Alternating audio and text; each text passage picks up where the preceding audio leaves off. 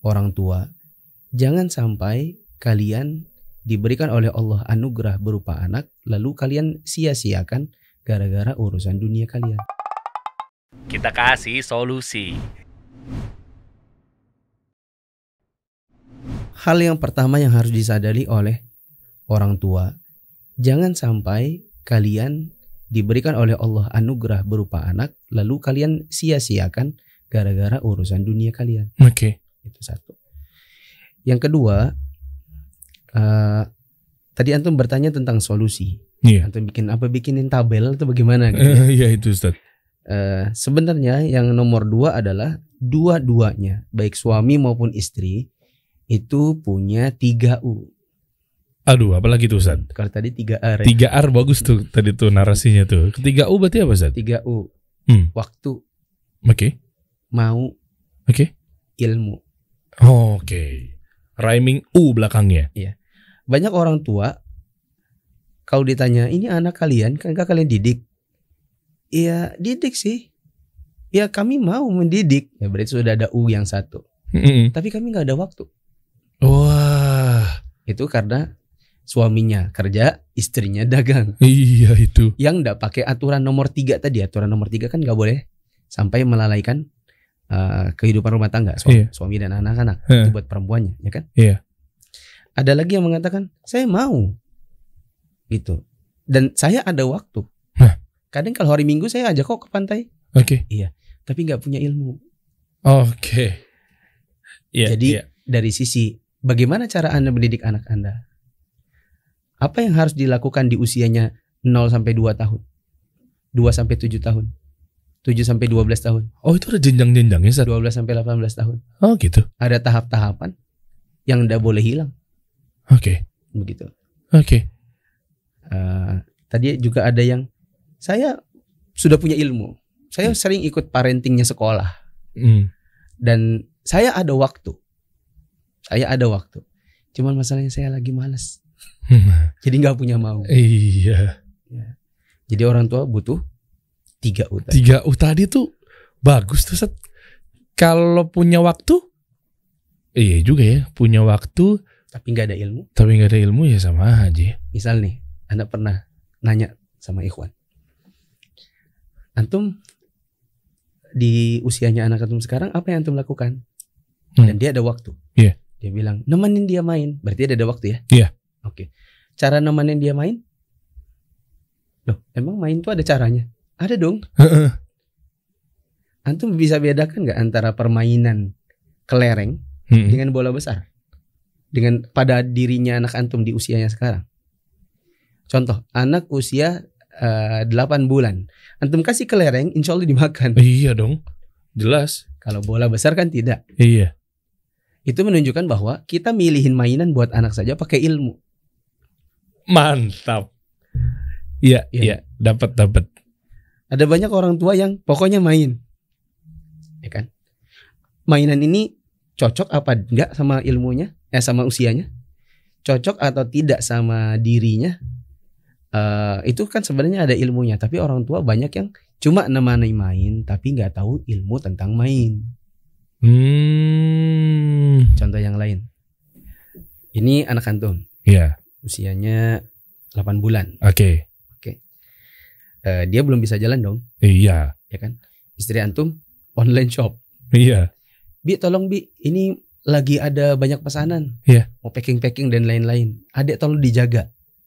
Ya kan? Antum yang gendong. Oke. Menggendong juga ada ilmunya. Iya. Ya. Betul. Kalau kebanyakan orang tua kan hanya gendong. Please diam aja. Jangan rewel. Abi juga lagi ada kerjaan. Itu saya Ustadz. Jadi sambil gendong, handphonenya nggak bisa lepas. Instagram, Facebook, sudah selesai YouTube, selesai Twitter. Iya kan dicek-cekin dulu viewsnya nambah apa enggak biasanya. Iya. Terus ada WhatsApp lagi, kerjaan lagi. Iya. Padahal ini anak dalam menggendong kita tidak bisa hanya sekadar membuat dia tenang dan diam, ya, tanpa ada komunikasi. Yang harusnya dilakukan adalah orang tua berikan waktu. Oke. Ini handphone letakin dulu. Tapi kan anak 8 bulan emang belum ngerti Ustadz. Ya kalau Ana, bukan Ana pembenaran, Ana mewakilkan. Dan Ana mungkin pernah melakukan dan lagi melakukan. Megang handphone dengan kalau yang 8 bulan dia nggak ngerti Ustadz. Makanya ya udah nggak apa-apa deh gitu. Itu dia kesalahan banyak orang tua. Mereka tidak tahu ilmunya bahwa anak di usia itu memahami banyak hal. Tuh, Derry nggak tahu ilmunya. Saya. Contoh. Coba. Kalau antum letakin handphone antum, Iya, terus gini. antum berkomunikasi. Iya. Dan itu memang harus dilakukan dari usia 0 sampai 2 tahun. Oh gitu. Yang namanya labelisasi. Labelisasi. Ya, melabelkan apapun yang dia lihat, dia dengar, dia rasa, dia sentuh. Tuh, ini menarik nih. Gimana Ustadz? Antum lagi gendong, keluar dari rumah, ada ayam. Antum bilang, "Dek, lihat ayam." Oke. Ayam. Wih, ada pesawat. Hah? Wih, pesawat. Itu ada pesawat di langit. Langitnya warna biru. Di dekat situ ada awan, awannya warna putih. Ada kucing, Dek. Kucing. Meong. Dia berkata meong, dia bunyinya meong gitu. Awas ada anjing, kita tutup pagar. Itu namanya anjing. Guguk. Nah, itu bunyinya guguk. Ini di usia berapa tadi? 8 bulan. Nah, nanti antum bisa lihat hasilnya waktu dia sekolah. Oh, Saat dia usia misalnya 4 tahun dia masuk TK, Hah? dia jadi anak yang anjing, kucing, pesawat, awan, langit. Oh, dari labelisasi itu Ustadz. Iya. Oh, itu kuncinya. Itu udah nangkep ya Ustadz? Sudah dong. Dia sudah rekam banyak hal. Gitu. Tuh makanya. Sehingga nanti ketika dia sekolah, kita lihat di satu kelas, misalnya 15 anak. Ada anak yang apa-apa nggak tahu. Ada tuh. Ya. Kalau ini warnanya apa, Budi? Hah? Budi, ini warnanya apa? Oh, Derry kali, Derry. Derry tahu? Ini warnanya apa, Derry? Biru misalnya. Derry lebih parah lagi. Boleh pakai contoh nama lain gak Ustadz? Gitu. Tapi beneran deh Ustadz. Itu di sekolah tuh ada yang kayak Rezi, gitu. ini benda apa? Ini namanya apa? Oh bukan kendi. Bukan. Ada Rezi. Malah kelewatan disangkanya kendi. Jangan salah, Rezi ternyata dia bilang, saya tahu Bu, itu namanya botol. Wis. Dia berwarna biru, di dalamnya ada air, warnanya bening. Itu buat air putih. Kalau yang warnanya susu, ya itu air susu ibu. Warnanya putih, padat, ya gitu. Oke. Ada. Iya. Bukan perbedaan dari sama Rezi. Ini contoh hanya fiktif ya guys. Banyak orang yang nggak tahu kalau ternyata komunikasi dia dengan anaknya di usia kecil itu akan berdampak pada level-level selanjutnya di tahapan usianya selanjutnya. Tadi yang dia lihat ya, awan, matahari, lampu dan lain-lain, cicak, lampu, gitu kan. Terus yang dia dengar, ketika antum gendong itu jelang maghrib, tiba-tiba azan maghrib. Wah, sudah azan. Oke. Sudah azan, Dek. Berarti Abi harus ke masjid, gitu. Sudah azan. Dia dengar apa? Azan. Kalau tadi kan ada ya suara ya, meong, guguk, ya itu suara. Ada motor lewat, oh itu suara motor. Ya, terus mamanya bilang, Dek, Umi sudah selesai nih online shopnya. Dek, Umi panggil, Abi mau ke masjid. Dek nanti sama Umi. Itu suaranya Umi sudah manggil-manggil. Itu berarti apa? Melebeli yang dia, yang dia dengar. Mantep nih materi, Masya Allah. Ketika antum misalnya lagi gendong, antum pegangkan dia roti. Roti, antum pegang, suruh dia pegang. Wah, teksturnya lembut, tangannya dia ya. Coba pegang rotinya. Iya lembut, teksturnya lembut. Oke. Ada bola yang ada duri-durinya itu, botol plastik yang banyak tajam-tajamnya. Iya. Kalau dipegangkan, wah itu tajam-tajam ya. Itu teksturnya kasar dan agak tajam-tajam. Oke. Kalau dia dipakein handuk, coba handuknya dikasih di pipinya. Wah halus, gitu. Oh iya. Itu yang dia raba. Ketika dia makan, misalnya antum prank dia pakai lemon. Iya biar. Kecut, gitu kan? Oh itu kecut ya, ini rasanya kecut, ekspresinya, gitu. Oke. Atau misalnya dia nggak sengaja makan sesuatu pedes. Iya. Kan? Oh kepedasan ya, itu pedas kena cabai. Gitu. Jadi melabeli apa yang dia, ya rasakan, hadapi. Itu ternyata penting labeli itu di parenting di usia 0 sampai 2 tahun. Ini banyak yang miss soalnya Ustadz. Gini juga, ini salah satu ilmu yang sangat bagus. Antum pernah nggak misalnya mesen sesuatu, udah lama datang salah lagi? Oh iya, pernah dong. Pernah Ustaz. Apa perasaan? Ya kesel. Kesal. Anak kita di usia-usia kecilnya, di usia 0 tahun atau sampai dia sebelum 1 tahun, dia tidak punya bahasa yang lain selain oe Iya, alias nangis, nangis. ya kan? Dan orang tua nggak tahu itu tuh Ya. apa maksudnya. Dia belum bisa ngomong, aku pampersku penuh, Huh. aku ini lagi lapar, aku lagi kepanasan. Dia nggak bisa ngomong itu kan? Dia Iya. hanya bisa hanya dengan satu bahasa, yaitu Oe, ya oe, nangis. nangis. Nah, orang tua manakala melayani permintaannya yang hanya dengan satu bahasa oe itu, kemudian salah, itu bikin anak tambah kesal. Iya. Dia antum pesan sesuatu, udah lama salah lagi. Iya. Dia nangis nih, oe. Lama banget sih mama ini, kalau dalam hatinya ya. Mamanya datang. Oh maaf ya, Umi tadi di belakang lagi ngelayanin online shop. Maaf ya dek. Ya anaknya nangis nih. Maaf ya dek. Oe, adek mau apa? Oe. Aduh, pusing Uminya. Oe apa nih ya? Oe banyak. Iya. Oe lapar. Oe pampers kah? Oe panas atau oe apa? Karena dia tidak punya bahasa selain itu. Iya, akhirnya Ya. si orang tua prediktif jadinya Ustaz. Iya. Dan ketika salah itu bikin anaknya jengkel sebenarnya. Nah, harusnya gimana Ustaz? Ada caranya. Caranya gimana? Itu dia yang bilang butuh 3 U. Coba ulang. Mau, Mau, waktu, waktu, ilmu. ilmu. Memahami bahasa tangis anak saja ada ilmunya. Oh iya. Contoh, oe apa nih ya? Antum sentuhkan sedikit jari antum di dekat pipinya, di dekat lidahnya. Oke. Kalau dia gini, Nah. oh berarti dia pengen susu. Oh, pengen Berarti susu. dia haus. Pengen nenen. Iya diginin. Oh haus ya. Oke. Berarti harus nyusu. Iya. Kalau digini kan, Diam. kok diam? Berarti bukan itu. Nah banyak orang tua, oe, langsung disusukan. Iya. Anaknya bilang, ketika anaknya dimasukkan nyusu gitu. Hah?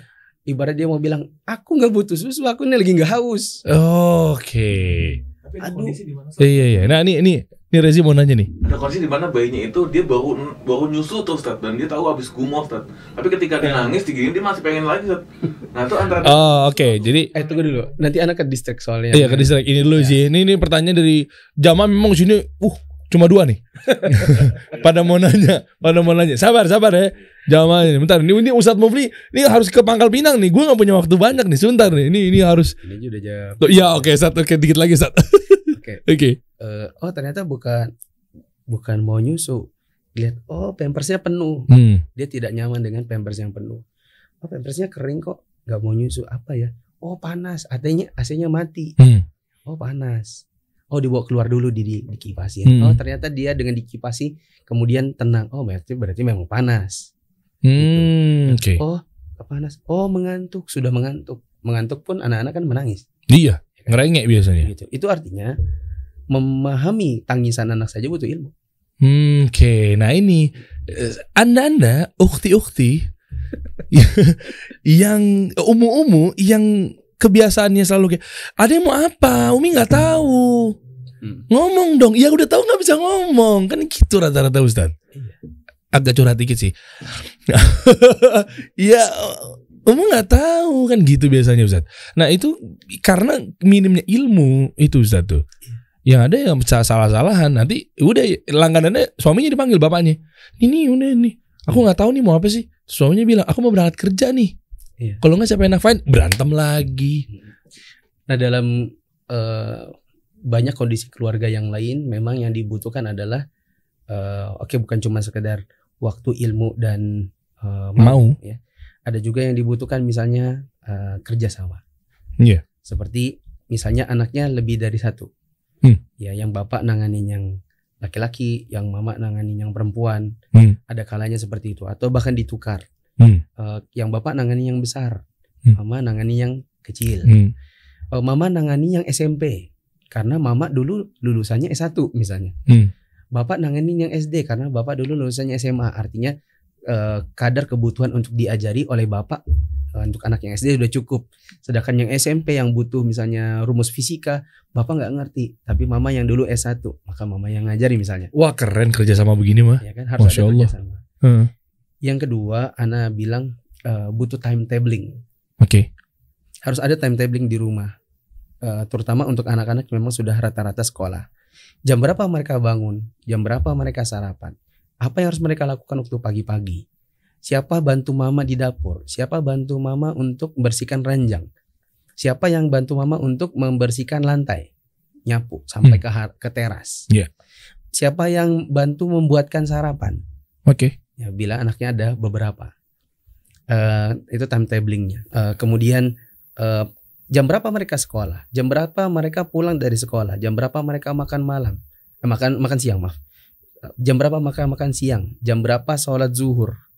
Jam berapa tidur siang? Dan sampai jam berapa tidur siangnya? Okay. Kalau sudah bangun sore, kemudian sholat asar, apa yang mereka lakukan? Nanti terus sampai malam, itu ada timetablingnya. Oke. Supaya anak-anak itu terjadwal. Ya. Yeah. Gitu. Kadang-kadang karena tidak terjadwal, artinya tidak punya pola. Iya. Yeah. Kehidupan mereka tidak punya pola. Akhirnya kadang jam belajar malah main. Iya. Dipersilakan main, malah tidur. Iya. Jam tidur, malah belajar. Oh berantakan Zat. Berantakan karena tidak punya pola. Iya. Yang ketiga ada reward table. Wah ini apa nih? Misalnya anaknya antum punya 3 anak. Antum anak Tiga. Oke, anak antum 3. Mereka punya tabel reward dengan cara berlomba-lomba mengisi banyak-banyakan bintang. Oke. Anaknya siapa aja namanya? Yang pertama Zubair, Uthman, Sa'ad. Zubair, Utsman, Sa'ad. Masing-masing punya kolomnya. Iya. Kemudian ketika Zubair membantu ibu membersihkan ranjang, maka dia dapat 1 bintang. Ya mungkin bintangnya pakai magnet ya. Oh iya. Ya, tempel. Oke. Oh ternyata Utsman yang hari ini membantu Umi untuk membuang sampah, kasih bintang. Nanti di 1 bulan, atau kalau mungkin 1 bulan kelamaannya 1 minggu, siapa yang paling banyak bintangnya, maka dia dapat reward. Wah ini bagus ini. Nah, sehingga bagus, anak-anak satu dengan yang lainnya itu berlomba-lomba untuk membantu orang tua. Iya, rewardnya hadiah ya apapun simpel-simpel anak kecil suka gitu Ustaz ya. Iya. Wah mantap. Ini mungkin dibuka nggak Ustaz sekolah parenting ini Ustaz? Online boleh Ustaz? Anda mau daftar? Insya Allah Anda mau Ustaz. Ini gimana buat teman-teman? Mungkin insya Allah tertarik ya. Coba tulis di kolom komen. Iya. Istri Ana suruh berhenti dari posisi kepala sekolah. Oh oke. Karena Ana bilang kepala sekolah itu posisi yang bisa dilakukan oleh banyak akhwat, di mana istri Ana bisa ngelatih mereka untuk jadi kepala sekolah. Tapi untuk menjadi pengajar buat kepala sekolah, dan guru-guru untuk sekolah yang lain, untuk orang tua itu nggak banyak yang punya ilmunya. Dan Ana tahu istri Ana punya kapasitas untuk itu. Jadi Ana suruh lepaskan jabatan, mulai fokus membuat pelatihan-pelatihan. Dan jangan cuma untuk sekolah kita saja, tapi untuk sekolah kalau perlu se-Indonesia. Masya Allah. Begitu. Jadi nanti bikin training-training untuk guru-guru, training untuk sekolah-sekolah. Itu juga bisa dibuatkan daurah-daurah untuk para muslimah khususnya. Wah iya. Dan makanya istri Ana kayak biasanya ke Pangkal Pinang dia ikut ngisi 2 sesi khusus muslimah. Afwan, khusus muslimah. Karena biasanya kalau muslimah kan selama ini kalau dengerin ustadz kan ya di balik hijab gitu ya. Iya. Gak banyak visualisasi yang mereka dapatkan. Iya. Tapi kalau istri Ana yang ngisi, mereka dapatin visualisasinya. Iya. Gitu. Sesama akhwat bisa ngelihat. Iya. Cuman istri Ana tentu nggak mau kalau di record dengan bentuk kamera. Gitu. Iya. Di situ perempuan bisa belajar. Sementara kalau dia jadi kepala sekolah kan dia nggak boleh keluar kan. Gitu. Waktunya habis di dalam situ Ustaz. Gitu. Oh Masya Allah. Ini menarik ya mengenai suami istri apa segala macam. Anda dapat banyak banget insight nih Masya Allah. Syukron jazakallah khair Ustaz. Jazakallah. Ya hayakallah. Nah sekarang terkait sama mengenai kita balik ke ranah keuangan. Oke. Kalau istri yang lebih kaya dibanding suami qadarullah.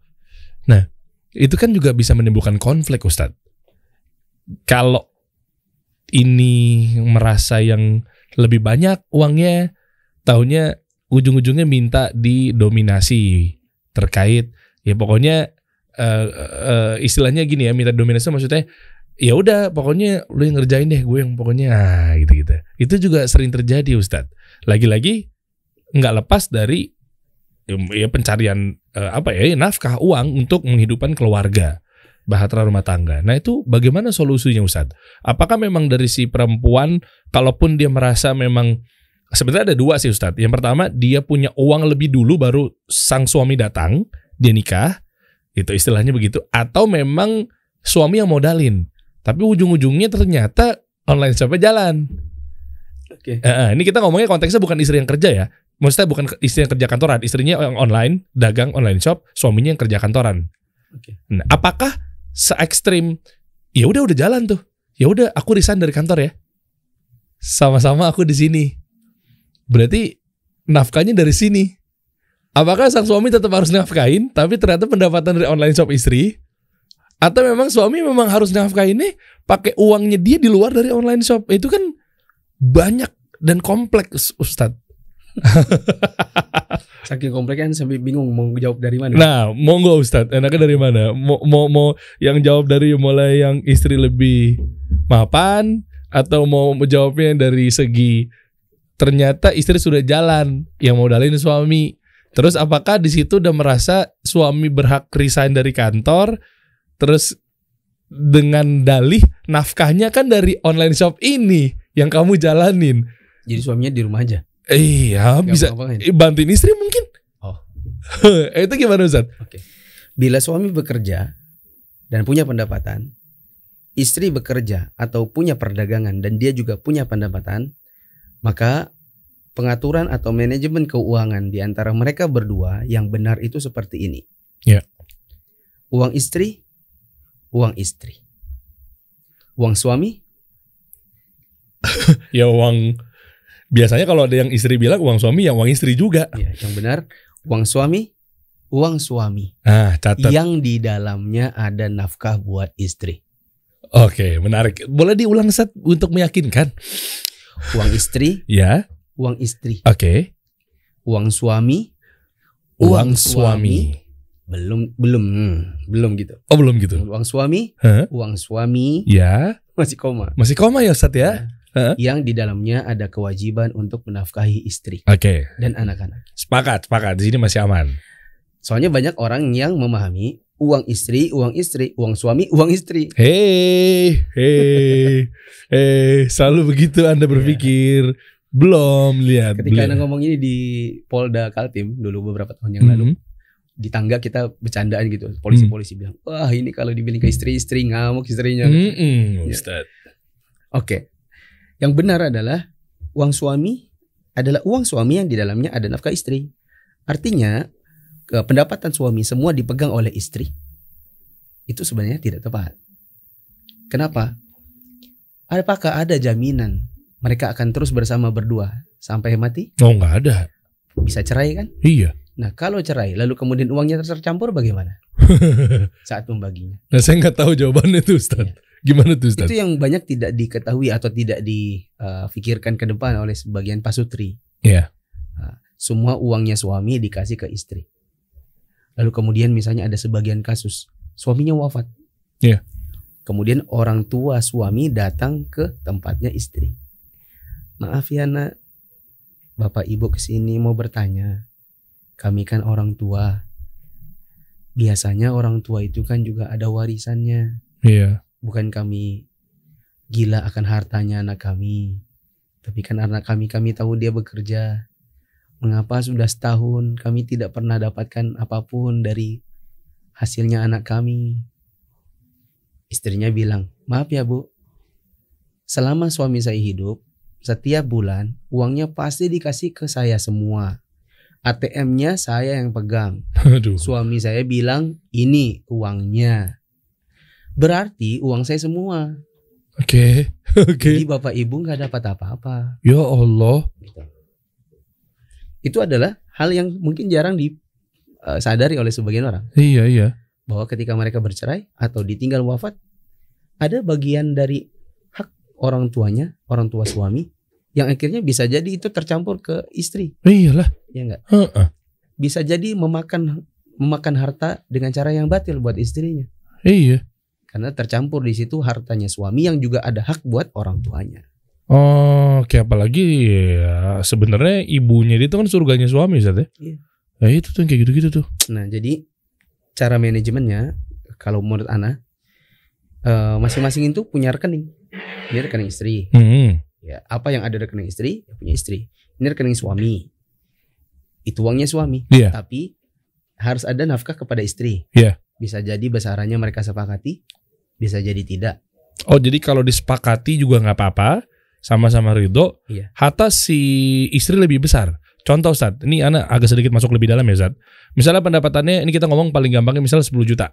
Kita ngomong biar enak. 10 juta. Tapi kalau disepakatinya si istri dapatnya 7 juta, suami udah aman merasa megang 3 juta, itu boleh. Terus yang nanti membayarkan listrik, air dan lain-lain, uang yang mana? Yang 3 juta apa yang 7 juta? Yang udah termasuk 7 juta Ustaz? Ya bila memang dirasa cukup, dianggap lebihnya buat istri ya nggak apa-apa. Nah itu? Iya. Oke. Nah, cuman bisa jadi ada juga orang yang gini, pendapatanku 10 juta, Iya. untukmu setiap bulan 1 juta. Iya. Nanti sisanya semua apapun kebutuhan di rumah ini aku yang keluarkan. Itu juga boleh. Iya. Oke. Yang penting tidak semuanya dikasih ke istri. Iya. Kalau semuanya dikasih istri, yang jadi masalah adalah ketika suami butuh uang, mintanya ke istri. Bukan cuma itu, ketika nanti mereka bercerai. Oh iya.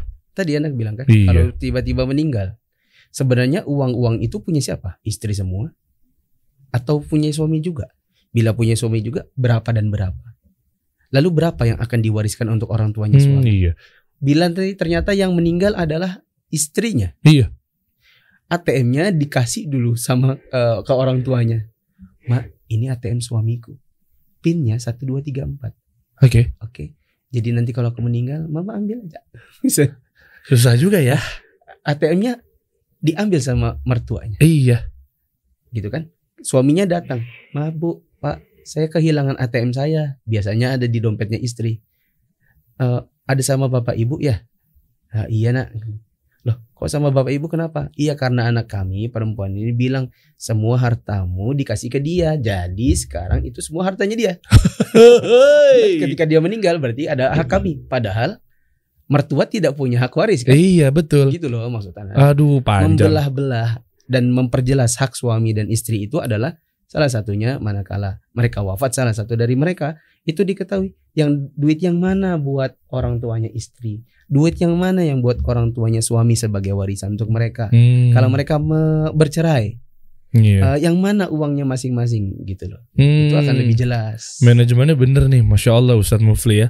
Jadi memang dikotak-kotakin dulu biar lebih mudah. Iya. Walaupun nantinya yang nafkah buat istri baik disepakati atau tidak disepakati, yang mau lebih besar atau lebih sedikit daripada gaji suaminya tersebut nggak masalah. Yang penting jelas aja Ustadz ya.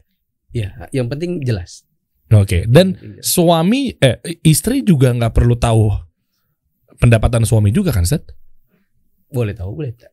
Boleh tahu, boleh enggak. Iya. Dalam konteks mana dia tahu? Sedalam-dalamnya, apapun sampingan-sampingan suami juga dia tahu, atau hanya sebatas gaji pokoknya saja? Ya wallahu alam, yang ana ketahui kebaikan suami untuk dia transparan. Ya. Dia bilang, aku jujur pendapatanku 1 bulan ini slip gajinya 6 juta. Ya.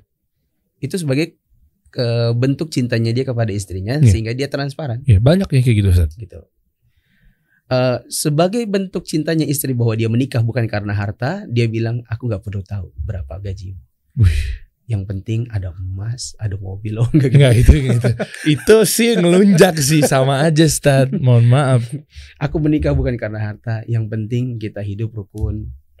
Yang penting kita bisa kajian. Yang penting kita bisa didik anak kita. Wah, Masya Allah sekali dapat istri yang seperti itu. Bukan Ana mewakilkan teman-teman. Istri Ana mah Masya Allah permaisuri top. Begitu loh. Ya. Coba antum recap semua yang kita bicarakan dari awal. Ya, panjang ya Ustadz ya. Kan ada 3 topik tadi. Iya, ada 3 topik ya. Ya intinya kalau memang yang dari awal mengenai suami istri membantu suami, insya Allah sih sah-sah aja Ustadz. Selagi memang kalaupun dia harus jalanin sendiri, yang sebagai norma-normanya, makanya secara normatif. Apa saja normanya? Wah, banyak tuh Ustaz. Afwan, agak lupa tuh Ustaz. Tujuan keluar Iya. dari rumahnya. Iya. Kemudian maksudnya sampai mana kebutuhannya. Iya. Ya, yang kedua bidangnya. Bidangnya apa? Benar. Yang ketiga jangan sampai melalaikan hak suami dan anaknya. Iya. Yang keempat jangan sampai lupa dengan ibadahnya. Ya, itu tadi tuh yang pembahasan yang topik pertama. Ya. Yang kedua mengenai ini si suami, istri sama mengurus anaknya itu Ustaz. Iya, tadi kita bicara beberapa hal dan kita butuh berapa U? Ada 3 U. Apa saja? Ada mau, waktu, ilmu. Kalau yang pertama kan 3 R. Iya. Aduh, yang pertama 3 R-nya apa ya tadi Ustaz? 3R ini adalah tipikal orang tua zaman sekarang dengan menyekolahkan anak, yaitu pokoknya aku cukup antar, tiap bulan ku bayar dan aku nggak mau tahu, pokoknya anakku harus pulang pintar. Nggak bisa begitu nih Bapak Ibu, mohon maaf. Ya. Maksudnya ya Anda juga harus tahu ilmu si parenting itu sendiri. Iya, dan itu memang harus dipelajari. Kebanyakan orang tua kita di zaman sekarang itu tunggu ada masalah baru cari tahu. Yang benar adalah belajar. Maka kalau ada sekolah kita mengadakan kajian-kajian parenting, itu jangan mengeluh. Jangan berkata, ini sudah hari Ahad, ini kan waktunya libur, ngapain belajar lagi? Yeah. Padahal Senin sampai Sabtu itu anaknya yang belajar. Hari Ahad orang tuanya yang belajar. Wow, bagus, Masya Allah. Gitu. Syukran Ustaz. Nah yang ketiga tadi adalah Manajemen keuangan. Iya, manajemen keuangan. Kalau mereka masing-masing punya pendapatan, maka yang terbaik itu adalah mereka memisahkan keuangan. Yaitu jelas hartanya istri yang mana, hartanya suami yang mana, kewajiban suami nafkah ke istrinya berapa, pengeluaran-pengeluaran semua diambilkan dari uangnya suami. Nah, begitu. Dan istri, oh ya, Anda tambahin dikit. Boleh Ustaz. Kalau istri sudah punya uang, itu haknya istri 100%. Mau dia kasih ke orang tuanya, mau dia belikan apa, itu terserah dia. Kasih suaminya pun juga nggak masalah. Boleh. Sedekah. Oke. Dan tadi kan uangnya istri. Jadi suami nggak punya hak untuk ngatur-ngatur. Kamu nggak boleh beli anu, nggak boleh beli anu. Kalau memang itu adalah hak atau pendapatannya dia sendiri. Dalam hal yang ma'ruf. Iya. Jelas. Nah, jelas. Istrinya misalnya mau ngasih sepupunya, mau biayain sekolah adik sepupunya. Suaminya protes misalnya. Kok kamu biayain dia sih? Kan dia gitu ya. Marah-marah. Nggak perlu, orang itu kan uangnya istri. Iya. Uangnya istri bukan uangmu gitu. Konsekuensi yang lain adalah tidak ada yang namanya pembolehan misalnya suami kalau bahasa orang Bugis cokek-cokek. Cokek-cokek apa? Kalau ini ada dompet terus minta dikit disembunyiin, itu apa namanya? Nyuri. Nyuri lah. Nyuri lah ya. Ngumpet-ngumpet. Ngambil nyopet lah gitu ya. Uang suami melakukan hal itu kepada dompetnya istri nggak boleh. Tanpa sepengetahuan istri atau? Iya dong. Iyalah. Iya diem-diem ya. Enggak, kirain kayak aku minta dong. Tapi istrinya juga pasrah aja gitu. Itu gimana sih? Enggak. Yang anak lengkapi deh. Suami nggak boleh ngambil-ngambil uangnya istri. Iya. Ya kan, karena itu uangnya dia. Tapi dalam keadaan sebaliknya, suami pelit. Iya. Suaminya nggak nafkahi. Suaminya nggak belikan susu. Suaminya nggak biayain apapun. Oke. Kalau dimintain duit banyak alasannya. Ya, sebagaimana Hindun ketika berkonsultasi kepada Nabi SAW tentang suaminya yang tidak menafkahi dengan cara yang ma'ruf. Iya, Anda pernah dengar itu. Maka dan ada unsur pelit di situ. Maka Nabi SAW mengatakan, khudhi ma yakfiki wa abnaiki bil ma'ruf. Ambil uang suamimu diam-diam. Tapi sebatas yang memang kebutuhannya. Oke. Yang memang itu mencukupi kebutuhanmu dan anak-anakmu dengan cara yang ma'ruf. Jangan lebih. Jadi kalau kebutuhannya misalnya hanya untuk beli makan, beli minum, ambil sebatas itu saja. Oke. Paham kan? Misalnya butuhnya 300 ya 300. Ya kalau 300 suaminya lihat mana ya 300 langsung kebanyakan ya bisa apa namanya? Di dompet suami soalnya 3 juta saat misalnya saat. Ya. Tebel. Ya boleh dong ya saat ya. Kalau enggak kelihatan dengan banget. Cara yang ma'ruf. Dengan cara ma'ruf. Anda nggak bisa bilang nominalnya. Oke. Ya, pokoknya tidak ada suami ngambil uangnya istri untuk menafkahi. Oke. Yang ada istri bisa saja mengambil untuk menafkahi manakala kasusnya suaminya adalah orang yang tidak mau keluar uang. Gitu. Masya Allah, nih clear teman-teman yang fikir rumah tangga nih memang harus benar-benar butuh ilmu. Yang kayak begini-begininya masih banyak yang salah. Makanya sampai ada poster-poster, meme atau apa, uang istri, uang suami, ya uang istri. Repot Ustaz kalau begitu. Juga jangan pengen cari tahu suami dapatnya berapa. Kamu nonton kan sampai habis di episode ini kan? Kamu mau Ana gak ngomong gitu loh tadi ya. Ana bilang suaminya baik, jadi dia transparan berapa pendapatannya. Istrinya juga baik, dia bilang aku gak butuh uang. Iya. Aku hanya butuh berlian dan skincare.